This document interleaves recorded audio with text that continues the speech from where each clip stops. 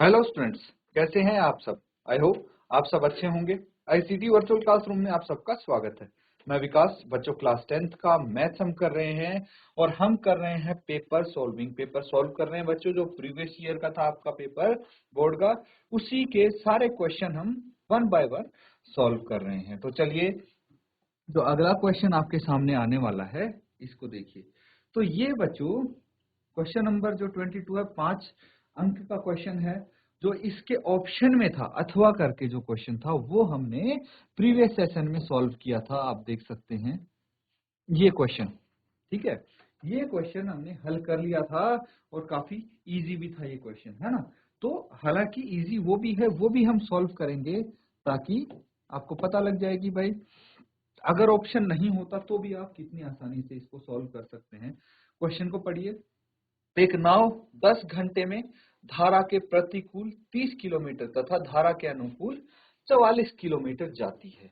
13 घंटों में वह 40 किलोमीटर धारा के प्रतिकूल एवं 55 किलोमीटर धारा के अनुकूल जाती है। धारा की चाल तथा नाव की स्थिर पानी में चाल ज्ञात कीजिए।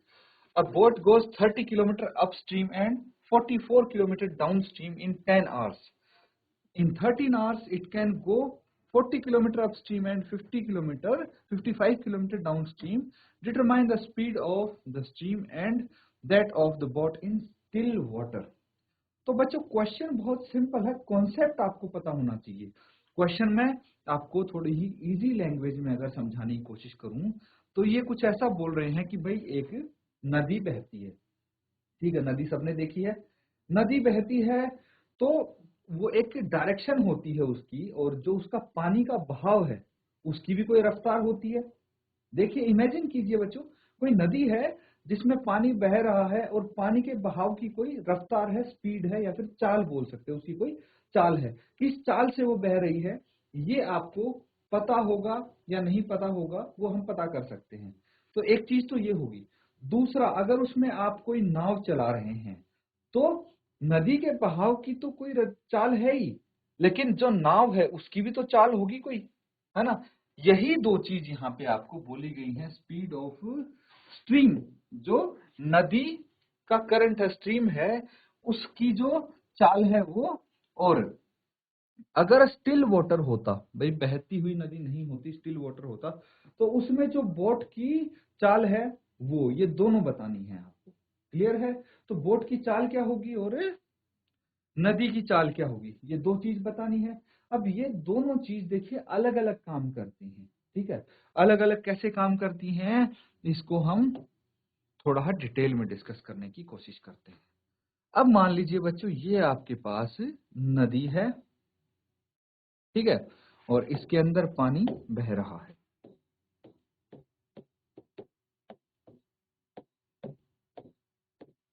जो ये पानी है इसकी चाल है मान लीजिए x किलोमीटर, ठीक है। पानी की चाल x किलोमीटर है। और अगर हम बोट की बात करें तो एक यहाँ पे हमारे पास नाव है, एक नाव है जो मान लीजिए अगर स्ट्रीम इस तरफ बह रही है, ये इस तरफ बह रही है, और अगर ये हमारी बोट भी इसी तरफ जा रही है y किलोमीटर प्रति घंटा, और ये x किलोमीटर प्रति घंटा की चाल से, ये दोनों की स्पीड होगी। अलग अलग है ये, भाई पानी की स्पीड कुछ होगी अपनी और बोट की स्पीड कुछ होगी। अब क्या होगा, एक चीज समझना कि अगर हमारी ये नाव जाती है पानी के तरफ, जिस तरफ पानी का बहाव है ना, तो पानी का बहाव जिस तरफ है, भाई पानी की स्पीड तो x हो गई, है ना, लेकिन जो बोट की स्पीड है वो y है। तो टोटल जो स्पीड आएगी, नेट स्पीड जो आएगी वो आएगी x plus y kilometre per hour. अगर हम बात करते हैं डाउन स्ट्रीम, डाउन स्ट्रीम समझना बच्चों, जिस तरफ पानी बह रहा है उसी तरफ बोट जा रही है तो उसको बोलते हैं डाउन स्ट्रीम। डाउन स्ट्रीम देख सकते हैं, यहाँ पे बात की गई है एक तो डाउन स्ट्रीम की, डाउन स्ट्रीम की यानी धारा के अनुकूल, अनुकूल हम बोल सकते हैं डाउन स्ट्रीम, और अपस्ट्रीम यानी प्रतिकूल। ठीक है, तो ये हो गया अनुकूल। ठीक है, अनुकूल मतलब इस तरफ नदी बह रही है, इसी तरफ हमारी बोट जा रही है।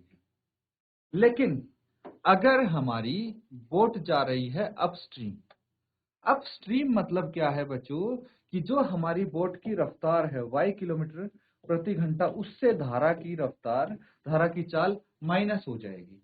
भाई बोट को काफी तकलीफ होगी, काफी दिक्कत होगी ऊपर की तरफ जाने में। क्यों?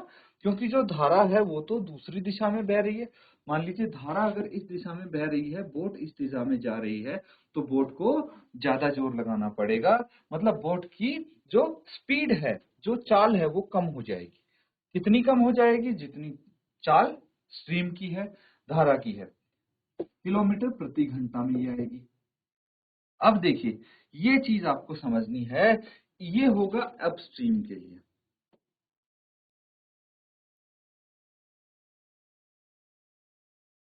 प्रतिकूल, ठीक है, हिंदी में अगर प्रतिकूल लिखा हो तो ऐसी कुछ कंडीशन आती है। अगर ये कॉन्सेप्ट आपका क्लियर है तो भाई बोट एंड स्ट्रीम वाले क्वेश्चन इजीली आप कर सकते हैं, अदरवाइज भाई दिक्कत होगी। अब बाकी चीजें जो इस क्वेश्चन में आएगी, वो तो जो आपने जनरल एक्सरसाइज में इस चैप्टर में कॉन्सेप्ट सीखे हैं उसके आधार पे ही होंगे। बस ये कॉन्सेप्ट जरूरी है इस टाइप के क्वेश्चंस के लिए। इसको एक बार नोट डाउन कर लीजिए, कोई डाउट अगर लग रहा है पूछ सकते हैं आप।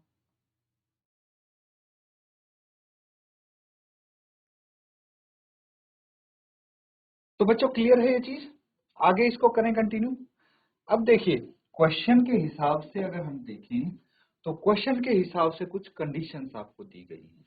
ठीक है, इनके अकॉर्डिंग हम अपनी इक्वेशंस बनाएंगे, समीकरण बनाएंगे, और उन समीकरण को सॉल्व करके हम स्पीड ऑफ बोट और स्पीड ऑफ करंट हम दोनों निकाल लेंगे। तो सबसे पहले जो आपको फाइंड आउट करना है उसको लिख लीजिए। ठीक है, इस चीज को लिख लेंगे।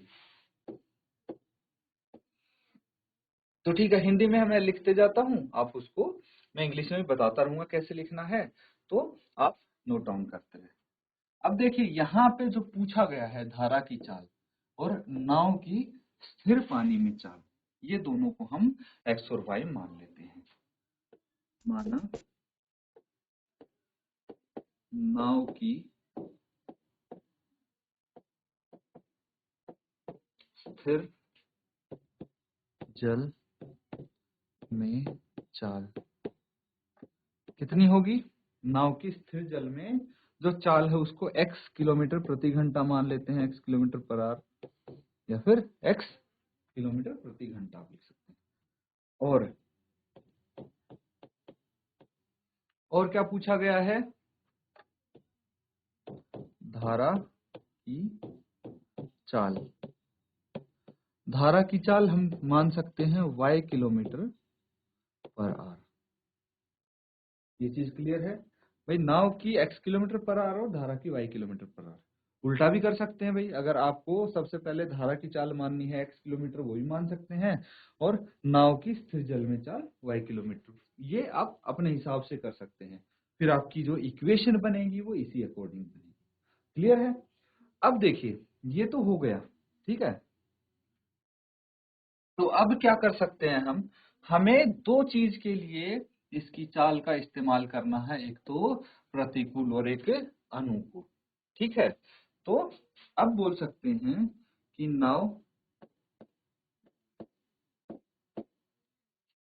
नाव की धारा के प्रतिकूल चाल कितनी हो जाएगी, ये बताइए मुझे। नाव की धारा के प्रतिकूल चाल कितनी होगी? मतलब अगर धारा एक डायरेक्शन में बह रही है तो नाव उसके ऑपोजिट डायरेक्शन में बह रही है, वो प्रतिकूल हो गया, यानी अपस्ट्रीम। ठीक है, आप इंग्लिश में लिखेंगे speed of boat upstream, that is जो हमारी नाव की चाल है स्थिर जल में, वो कितनी है? x kilometre. अगर इसमें से जो धारा है उसकी चाल घटा देंगे तो ये आ जाएगी अपस्ट्रीम में चाल।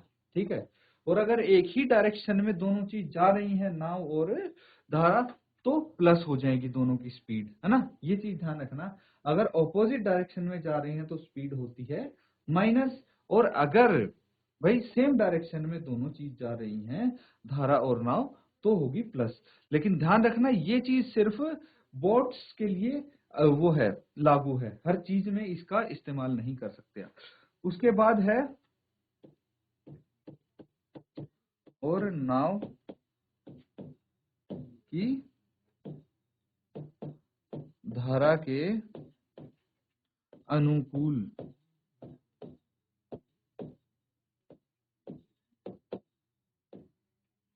ये कितनी हो जाएगी, x प्लस वाई किलोमीटर पर। तो हमें चाल पता लग गई, चाल यानी स्पीड, ठीक है। Speed of boat upstream and downstream दोनों पता लग गई, है कि नहीं। अब एक चीज मुझे बताइए कि यहाँ पे और क्या दिया हुआ है। देखिए ये टाइम दिया हुआ है, समय दिया है, कितना दिया है, 10 घंटे। किस चीज का, कि 30 किलोमीटर दूरी तय करेगी अपस्ट्रीम और 44 किलोमीटर दूरी तय करेगी डाउनस्ट्रीम। कितनी देर में, 10 घंटों में, है ना। तो मुझे बताइए जो समय होता है, समय होता है उसका सूत्र क्या होता है, किसी को याद है समय का सूत्र। ये होता है दूरी बटे चाल, ये तो पता होगा ना, दूरी बटे चाल, यानी time is equal to distance upon speed. ये चीज आपको पता होनी चाहिए, because time is equal to distance upon speed. तो इसका इस्तेमाल हम करने वाले हैं किसके लिए, ये जो कंडीशंस दी हैं इनके लिए, ठीक है। कैसे कंडीशंस दी हैं, देखिए 30 किलोमीटर अपस्ट्रीम जाती है, दूरी कितनी है 30 किलोमीटर, चाल कितनी है अपस्ट्रीम के लिए, x माइनस वाई किलोमीटर प्रति घंटा। तो अगर मैं बोलूं समय निकालेंगे तो समय क्या हो जाएगा, दूरी बटे चाल यानी 30 किलोमीटर बटे x माइनस वाई किलोमीटर प्रति घंटा। ये समय हो गया कि तो किस चीज के लिए, जब अपस्ट्रीम जाती है। और डाउन स्ट्रीम जाती है तो उसके लिए समय कैसे होगा, 44 बटे एक्स प्लस वाई किलोमीटर, ये हो गया डाउन स्ट्रीम के लिए समय। और दोनों समय को अगर जोड़ देंगे तो किसके बराबर आना चाहिए, 10 के बराबर। धीरे धीरे बात समझना बच्चों, कैसे मैं यहाँ पे करने की कोशिश कर रहा हूं, पहले इसको नोट डाउन कीजिए फिर आगे करते हैं।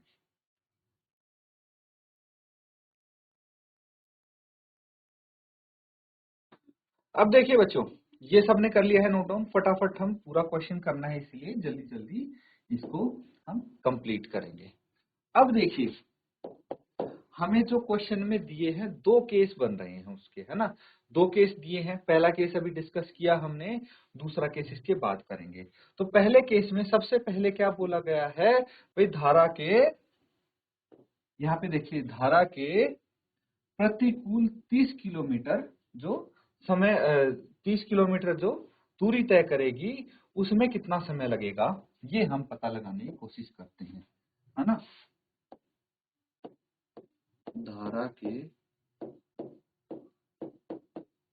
प्रतिकूल 30 किलोमीटर चलने में लगा समय। समय का फॉर्मूला आपको पता है, दूरी बटे चाल।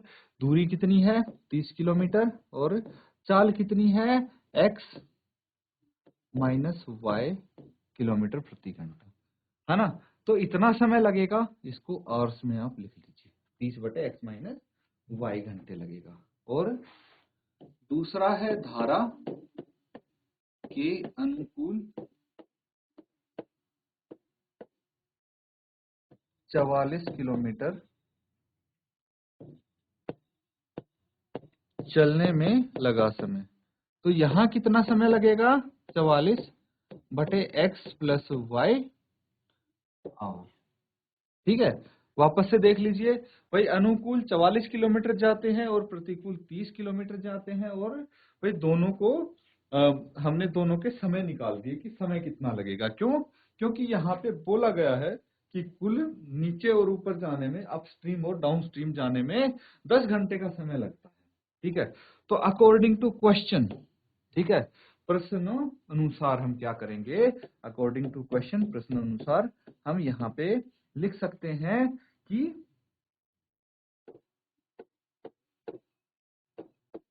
दोनों समय का योगफल कितना है। दोनों समय का योगफल कितना है, 10 घंटे है। तो इस हिसाब से जो 30 बटे x माइनस वाई है प्लस 44 बटे x प्लस वाई है, ये 10 के बराबर है। ये हो गया आपका समीकरण नंबर 1। क्या हो गया, ये समीकरण नंबर 1 हो गया। ठीक है बच्चों, तो इसका ध्यान रखना। उसके बाद हम क्या कर सकते हैं, जो दूसरी कंडीशन केस 2 जो दिया है हमें, उसकी बात करते हैं। सेकंड केस भी दिया है हमें, क्या दिया है, धारा के प्रतिकूल कितने कितने किलोमीटर है। यहाँ पे देखिए, धारा के भाई अपस्ट्रीम इसमें 30 है, इसमें डाउनस्ट्रीम 44 है। तो यहाँ पे अपस्ट्रीम कितना है, 40 और डाउनस्ट्रीम 55 है। अपस्ट्रीम 40 और डाउनस्ट्रीम 55। ठीक है, तो यहाँ पे लिखेंगे धारा के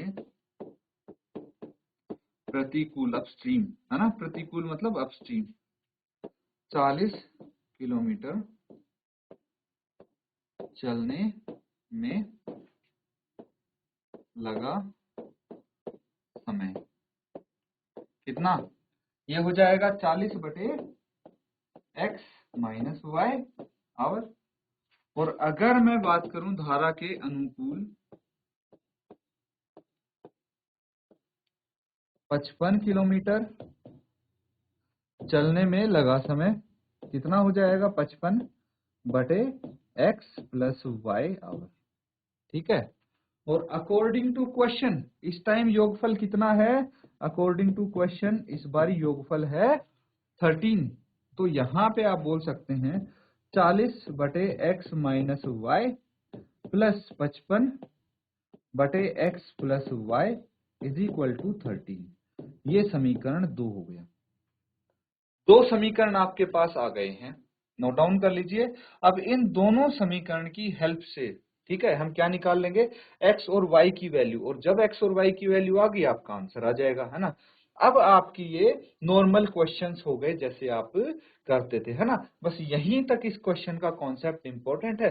उसके बाद तो सिंपली बाकी जैसे क्वेश्चंस करते थे इस चैप्टर में वैसे कर सकते हैं। आपको सॉल्व करके x और y की वैल्यू निकालनी है, कोई मेथड आप लगाइए, एलिमिनेशन मेथड हो गया, सब्स्टिट्यूशन हो गया, क्रॉस मल्टीप्लिकेशन हो गया, कुछ भी लगा सकते हैं आप। चलिए जल्दी से नोट डाउन कीजिए इसको।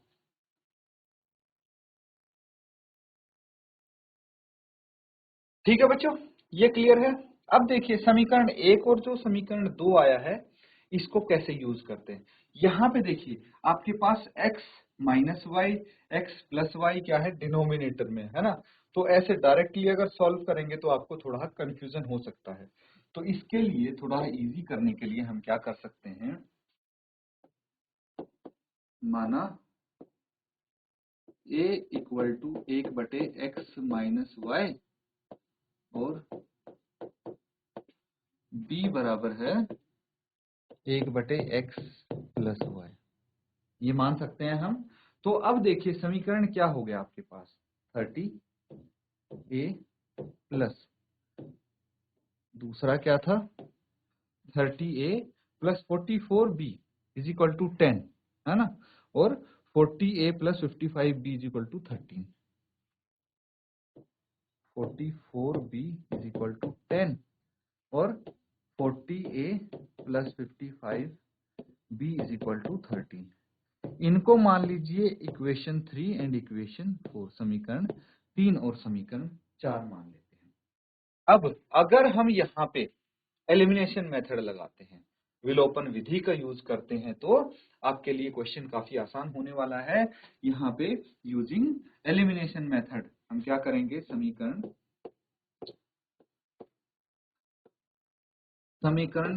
3 को 4 से और समीकरण 4 को 3 से गुणा करने पर, on multiplying equation 3 with 4 and equation 4 with 3, क्या आएगा देखिए, इनको मल्टीप्लाई करके देखते हैं। इक्वेशन 3 को 4 से, तो 30, इक्वेशन 3 को अगर 4 से मल्टीप्लाई करना है और 4 को 3 से, तो जो इनकी हर एक टर्म है उनको मल्टीप्लाई करना पड़ेगा बच्चों। जैसे 30 ए को भी 4 से करेंगे तो 4 3 12, 120 ए आ गया। 44 बी को भी 4 से करेंगे तो कितना आ जाएगा, 4 चौक 16, एक हासिल, 4 चौक 16 और 1 17, 177, बी इज इक्वल टू 10 चौक 40, ये आ जाएगा। उसके बाद इक्वेशन 4 को 3 से करिए, 40 इंटू 3 120 ए, प्लस 55 को 3 से करिए, 5 या 15, एक हासिल, 5 या 15 और 1 16, इतना बी आ गया। फिर इज इक्वल टू 13 या 39, 39, इनको कर दीजिए subtract. On subtracting these two equation, इन दोनों का अगर घटाव करेंगे क्या आ जाएगा, ये दोनों आपस में कट जाएंगे, 176 बी माइनस 165, 11 बी आ गया, इज इक्वल टू 40 माइनस 39, 1 आ गया। तो 11 बी इज इक्वल टू 1 आ गया, है कि नहीं। तो 11 बी इज इक्वल टू 1 अगर है, इसको यहीं लिख दूं बी की वैल्यू, तो बी कितना हो जाएगा, 1/11, बी इज इक्वल टू 1/11 आ गया हमारे पास। और b हमने क्या लेट किया था, 1/x प्लस वाई, इसको बाद में देखते हैं। उसके बाद जो b की वैल्यू आई है, b का मान आया है, वो 3 और 4 में से किसी भी समीकरण में रख दीजिए, आपका a का मान आ जाएगा। ठीक है, तो आप लिखेंगे समीकरण 3 में b बराबर है 1/11 रखने पर, b बराबर है 1/11 रखते हैं समीकरण 3 में, कितना आ जाएगा, 30a प्लस 44 इंटू बी है 1/11 इज इक्वल टू 10, 11 से ये काट दिया, कितना आ गया, 4 आ गया। तो 30a is equal to 10 minus 4, और a कितना आ जाएगा, 6/30, कैंसिल आउट कीजिए, 6 कम 6, 6×5 = 30, a कितना आ गया, 5 आ गया, 1/5, कितना आ गया, ये 1/5 आ गया। अब एक काम करेंगे, जो a और b की वैल्यू थी यहाँ पे जो लेट किया था, वापस से इसमें इनकी वैल्यूज पुट कर देंगे, रख देंगे, ताकि x और y की वैल्यू निकाल सके। पहले फटाफट इसको नोट डाउन कीजिए।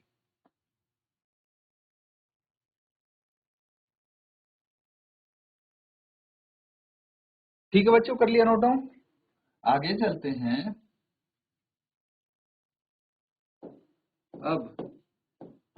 अब क्या करना है, हमें वैल्यूज रखनी है।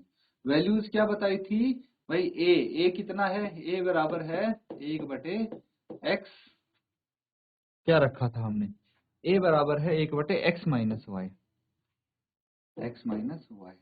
a की वैल्यू हमारे पास कितनी आ गई, 1/5 बराबर है 1/x माइनस वाई।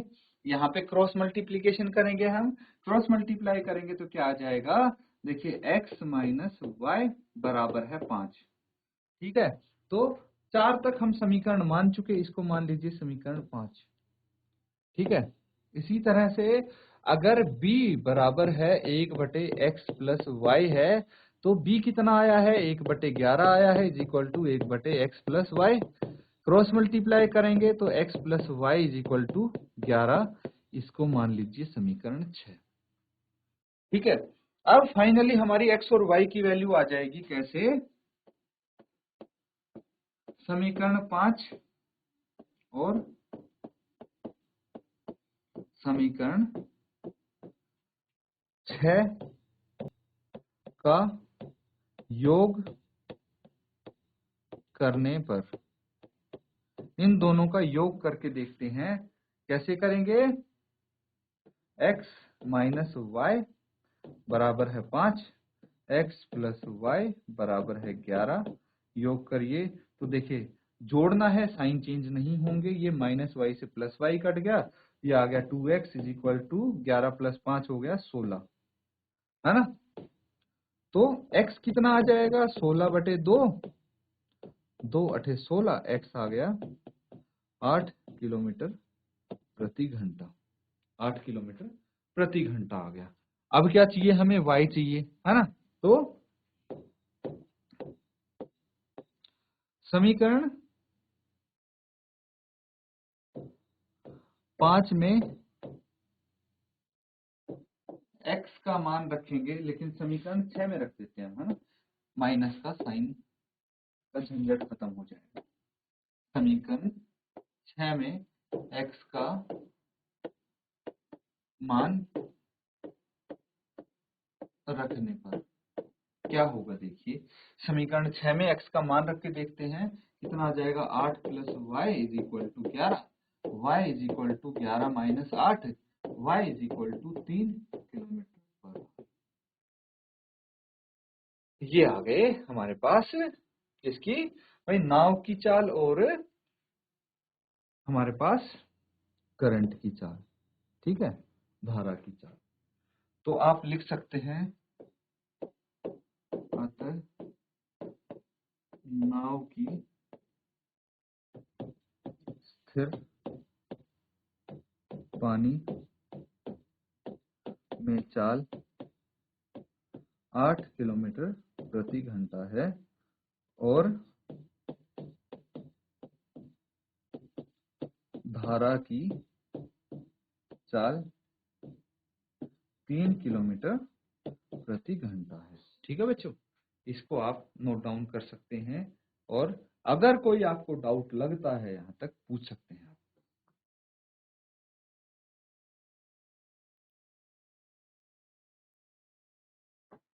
तो बच्चों ये सबने कर लिया है, आगे करते हैं अगला सवाल। अब अगर किसी को यहां तक डाउट है, आप हैंड रेज करके पूछ सकते हैं अपना डाउट। ये क्वेश्चन हमने कर लिया था प्रीवियस सेशन में। अब आता है अगला सवाल, 5 नंबर के लिए है ये क्वेश्चन भी, और इसमें क्या बोला गया है, देखिए चैप्टर आइडेंटिफाई कीजिए, कौन से चैप्टर से है ये क्वेश्चन। तो अगर चैप्टर आइडेंटिफाई कर लेंगे तो आपको सॉल्व करने में आसानी होगी और कुछ नहीं है। जैसे इससे पहला जो क्वेश्चन किया था वो कौन से चैप्टर से था, pair of linear equation in 2 variables से। ये कौन से चैप्टर से है, applications of trigonometry, some applications of trigonometry जो चैप्टर है उससे है ये क्वेश्चन।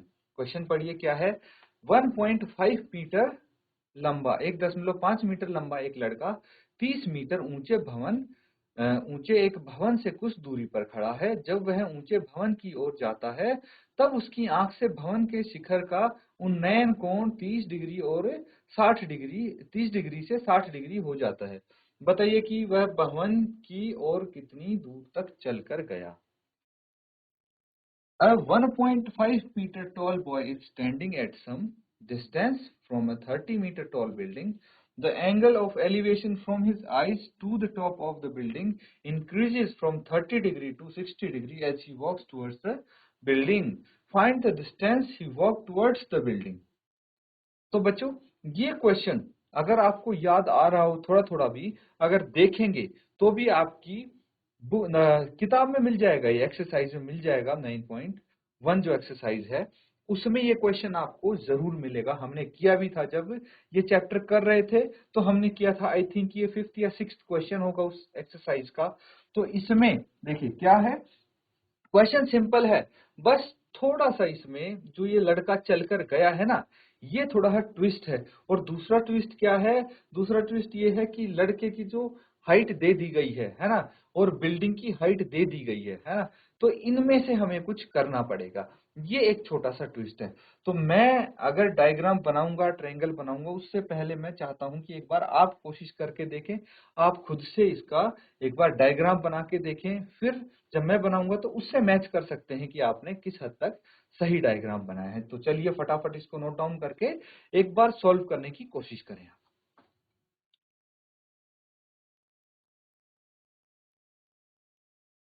तो ठीक है बच्चों, आपने कोशिश की होगी इसका डायग्राम बनाने की, एक बार यहाँ पे हम भी कोशिश करके देख लेते हैं। देखिए ये जो मैंने लाइन खींची है ना, इसको आप मान लीजिए ए और बी, ठीक है, ए बी मान लीजिए इस लाइन को। अब यहां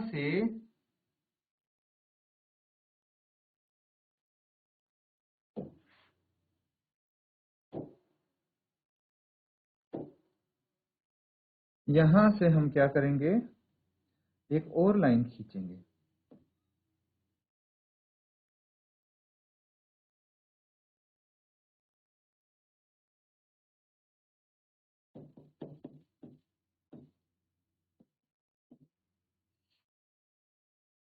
उसके बाद